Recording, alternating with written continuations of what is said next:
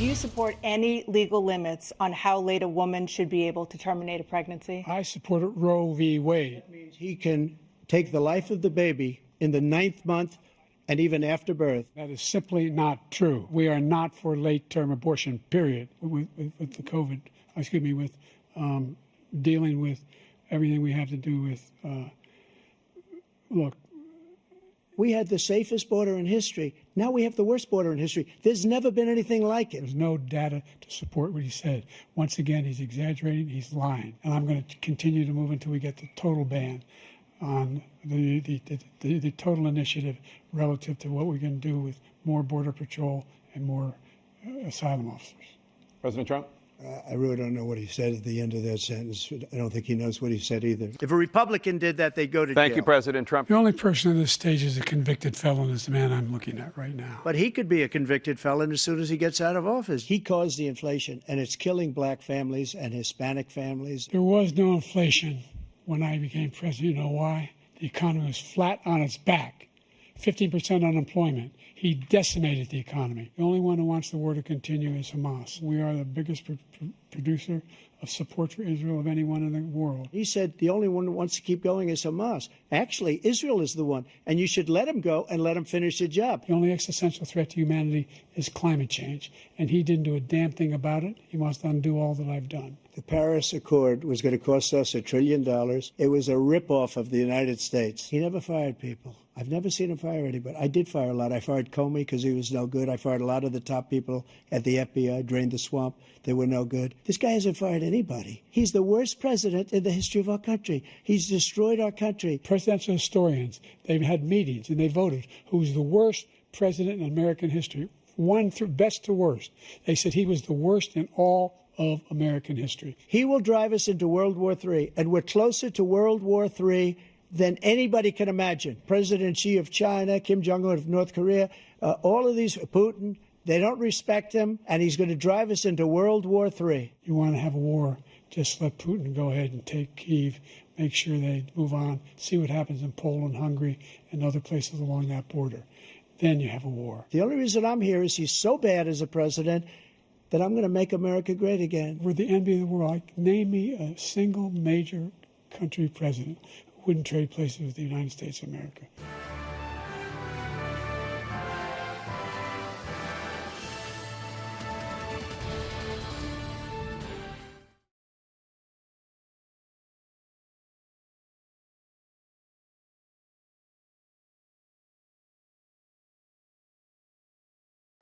The Supreme Court ruled that former U.S. presidents retain significant immunity for acts taken while in office. New York University law professor Ryan Goodman breaks down the court's opinion and what it means for Donald Trump's election interference case. This is an enormous case for the court. It's one that will be studied for decades. They basically divide up all the allegations against President Trump into 3 categories. Category 1, issues that are within the president's core powers and he's completely immune from prosecution. Those issues can't even be used as evidence in the case. A good example of that the Supreme Court gives is the pressure that President Trump is alleged to have applied to the Justice Department. The majority says that is within a president's core constitutional authority. A second category is a middle category, things for which a president is presumptively immune, but the government could rebut that presumption and they could potentially be used in the case. A very good example that they give of that is the president's communications with the vice president. And for that, the court says that the lower courts will have to determine whether or not those will maintain their presumptive immunity. And then there's a third category, actions that a president takes that are within his or her personal capacity. Those are not immune and they can be prosecuted. The court speaks to the future. It's not just about the immediacy of President Trump's trial. Big questions about whether a president could ever be criminally prosecuted or criminally liable for directing their Justice Department, for example, to prosecute individuals at their own behest. The court seems to be saying that that is an absolute power of the president that is not subject to review by prosecutors or by courts.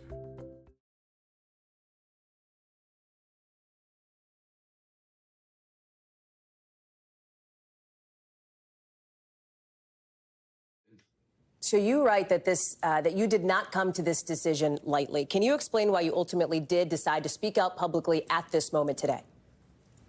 You know, when my wife and I watched the debate last Thursday, we were so hoping for the momentum to overcome the lag that we've had in the last year.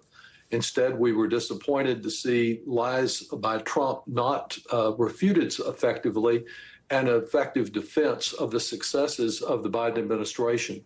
I was so moved by that evening that the next morning I was out to talk on the floor of Congress with our leadership and with as many of my colleagues as I could find to express the view that it was time for a replacement and for President Biden to step aside.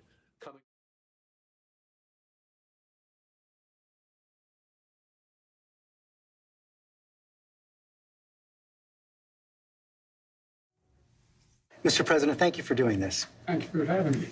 Let's start with the debate. You and your team have said you had a bad night, but your friend Nancy Pelosi actually framed the question that I think is on the minds of millions of Americans. Was this a bad episode or the sign of a more serious condition? It's a bad episode. No indication of any serious condition. I was exhausted. I didn't listen to my instincts in terms of preparing, and I had a bad night. You know, you say you were exhausted, and I know you've said that before as well, but you came, and you did have a tough month, but you came home from Europe about 11 or 12 days before the debate, spent 6 days in Camp David. Why wasn't that enough rest time, enough recovery time? Because I was sick. I was feeling terrible. Matter of fact, the docs with me, I asked if they did a COVID test because they were trying to figure out what was wrong. They did a test to see whether or not I had some infection, a virus. I didn't. They just had a really bad cold. What I looked at is that he also lied 28 times. The way the debate ran, not my fault, nobody else's fault. No one else's fault. But it seemed like you were having trouble from the first question in, even before he spoke. Well, I just had a bad night.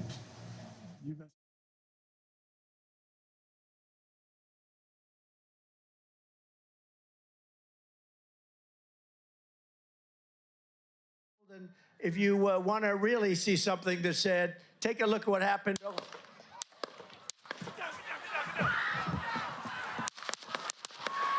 Move to the bus. Move to the bus. Let me get my shoes. Okay, my shoes down. My shoes. Watch out.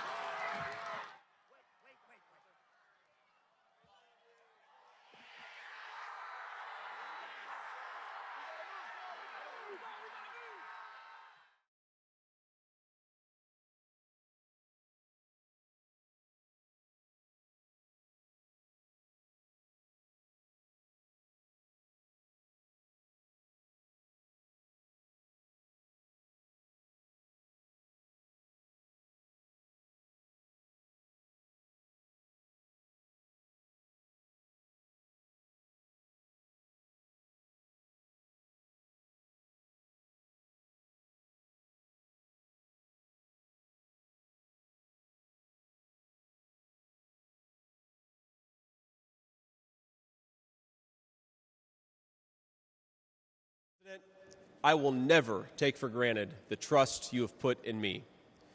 And what an honor it is to help achieve the extraordinary vision that you have for this country. Now, I pledge to every American, no matter your party, I will give you everything I have to serve you and to make this country a place where every dream you have for yourself, your family, and your country will be possible once again. I will be a vice president who never forgets where he came from. And every single day for the next 4 years, when I walk into that White House to help President Trump, I will be doing it for you, for your family, for your future, and for this great country. Thank you. God bless all of you, and God bless our great country.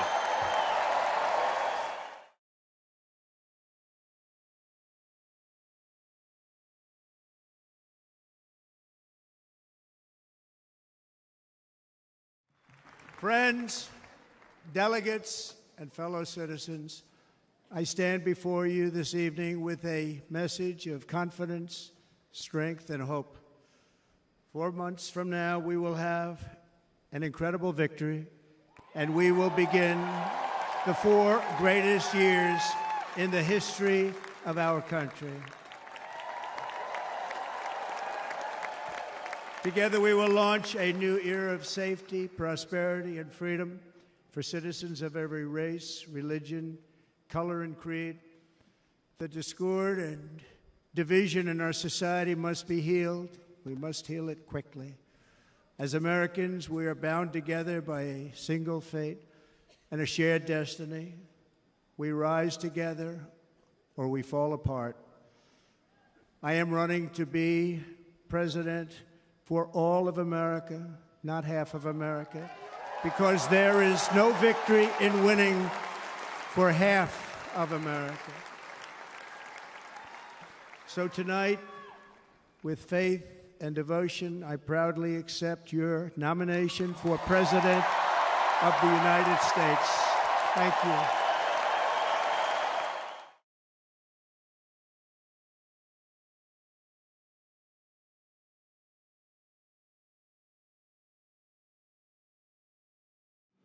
When you elected me to this office, I promised to always level with you, to tell you the truth. And the truth, the sacred cause of this country, is larger than any one of us. And those of us who cherish that cause, cherish it so much, a cause of American democracy itself, must unite to protect it. You know, in recent weeks, it's become clear to me that I need to unite my party in this critical endeavor. I believe my record as president, my leadership in the world, my vision for America's future, all merited a second term. But nothing can come in the way of saving our democracy. That includes personal ambition. So I've decided the best way forward is to pass the torch to a new generation. That's the best way to unite our nation. You know, there is a time and a place for long years of experience in public life. There's also a time and a place for new voices, fresh voices, yes, younger voices. And that time and place is now.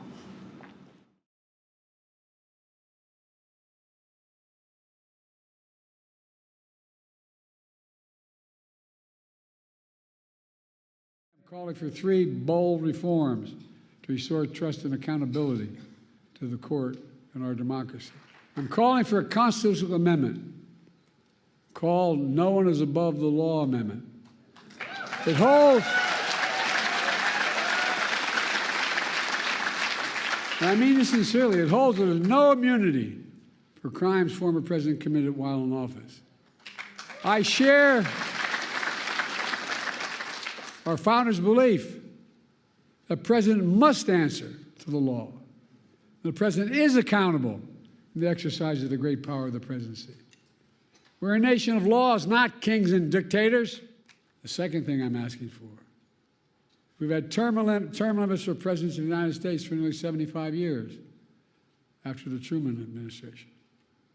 And I believe we should have term limits for Supreme Court justices of the United States as well. Term limits would help ensure that the court membership changes with some regularity. That would make timing for the court's nomination more predictable and less arbitrary. Reduce the chance that any single presidency imposes undue influence in generations to come. Third, I'm calling for a binding code of conduct for the Supreme Court.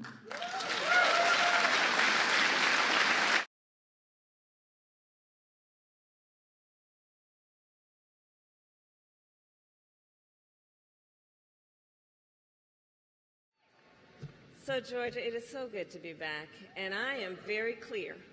The path to the White House runs right through this state.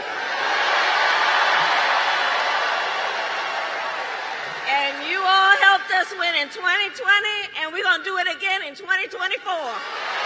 Yes, we will. Yes, we will. In the next 98 days, we have our work cut out for us. And this is not going to be easy. This is hard work, but we like hard work. Hard work is good work. So, Georgia, today I ask you, are you ready to get to work? Do we believe in freedom? Do we believe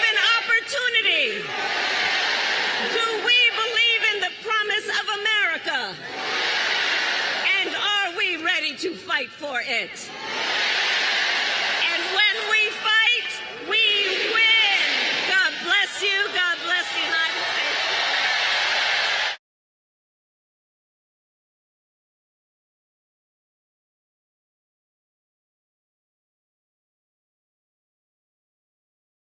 And just last night, the delegates to the Democratic National Convention finished voting. And so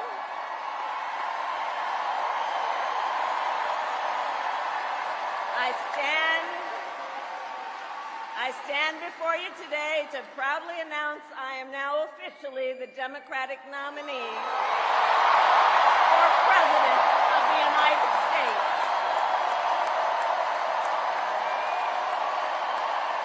Since the day that I announced my candidacy, I set out to find a partner who can help build this brighter future. So Pennsylvania, I'm here today because I found such a leader.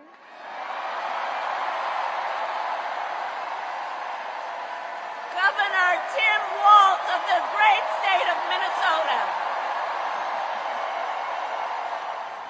Thank you, Madam Vice President, for the trust you put in me, but maybe more so, thank you for bringing back the joy.